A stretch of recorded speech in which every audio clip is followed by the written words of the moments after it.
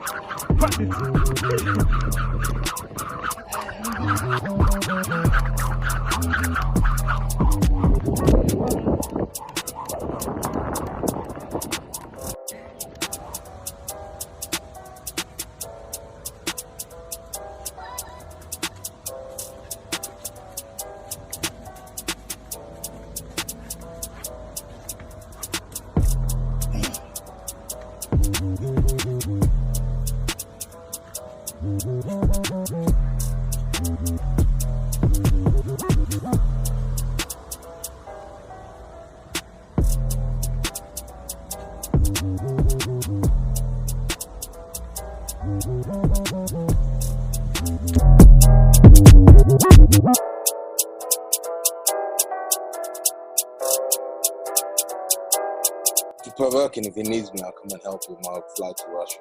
He said he'll give me a private jet to come down. Because Povetkin is my boy. How do you think that'll go down? With who? With Dillian.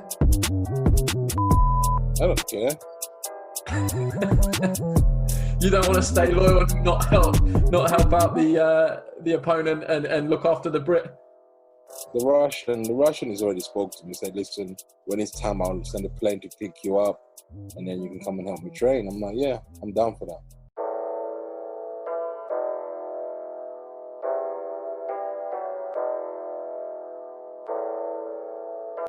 Are you all boxed off now? Like that's the end of the Dillian Whyte chapter, or would you be open to a trilogy one day if he wanted to do it?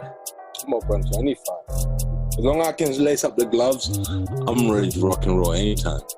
You know, if the fight with Dillian happens again, it's gonna happen. I know I've seen it already. It's gonna happen. You know, I think the world, United Kingdom wanna watch that again.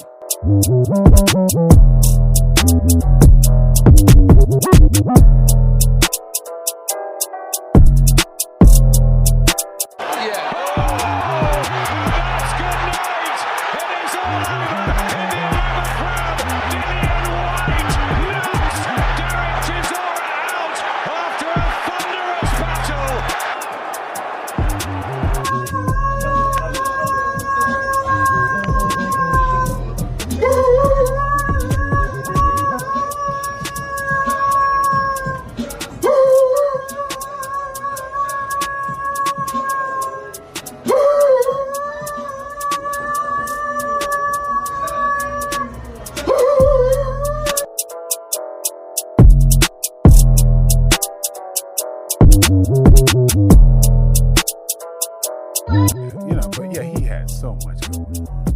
And it's a psychological component as well. I mean, I feel like there was a psychological component with Holyfield in the fight that he had with him. Because Holyfield, I happen to be on the inside of that to some degree. Holyfield was always like, they was like family. That was like a brother to him. like Holyfield was a cruiserweight, so they didn't have any kind of discrepancy. Oh. But Holyfield was like, a big bro type, you know what I mean? So they was all good, and I just felt like, because I was at that fight, and I was like, damn, why the ear biting fight? No, the first one. Like the first fight. The first one where he lost. Yeah, because I was like, why is Mike manufacturing all this hatred all of a sudden? And I felt like he was trying to dig deep down to justify beating this man. That's my own, couch psychology shit. Going, what is that about?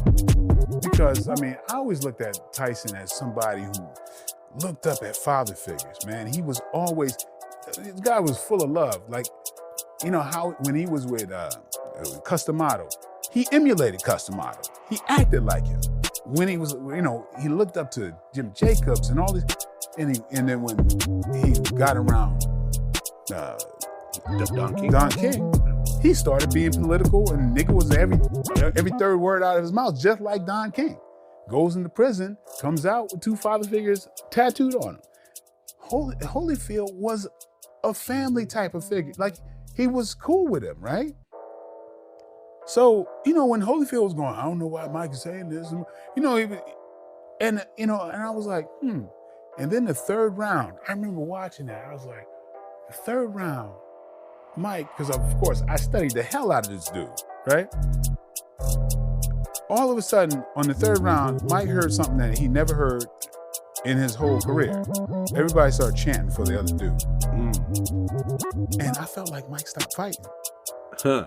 I really psychologically feel like he lost the crowd. He might disagree with me, but I was like, what I'm looking at, I'm like, yo, it looked like the air just got taken out of him.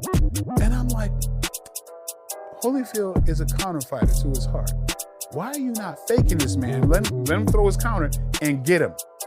That's what you do to a counter fighter. And he wasn't doing that. Well, he was doing that the second fight. Right. Before everything went chaotic. And I watched that. I'm going, oh shoot, Mike's got the plan. But then everything went nuts. Well, he got headbutted. Yeah, allegedly. Where all that stuff happened. Right. But it was the psychological component to me. In my opinion, the psychological component behind both of those fights caused those outcomes. But Holyfield, man, that dude, his heart is just something else. You saw a lot of, there's a lot of complexity within that whole thing. But from my perspective, I think it was a psychological thing that was the biggest obstacle.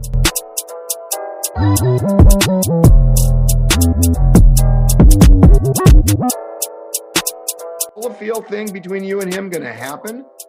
Hey, listen, I'm just having fun, looking good, showing off my new bod and stuff. Anything is possible. My ego is starting to get elated and stuff that I'm capable of doing things. But we'll see, right? The future has a lot of things to unhold for us in the future. So you're at least giving it to, you're entertaining the idea, right? Hey, listen, there's a lot of people out there that need help, and something like that can help a lot of people that's in need for help. Right. That's a lot of charity, and that's my life. That's just basically what I pretty much embarked on, is just a life of charity and gratitude.